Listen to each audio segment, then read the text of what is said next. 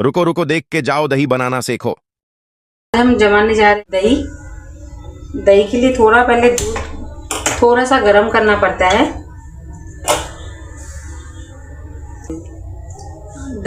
दूध हमारे दूध गर्म हो गया, उतना तक दूध गर्म होना चाहिए।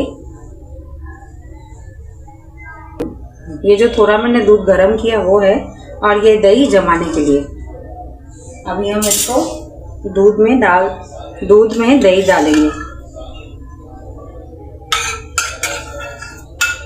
इसको घुमा देंगे।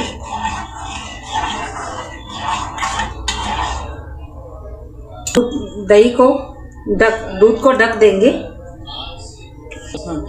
दूध को ढक देंगे।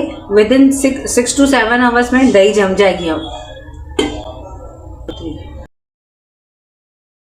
अभी देखिए दही जम गई। 5 से 6 घंटे में दही जम गई।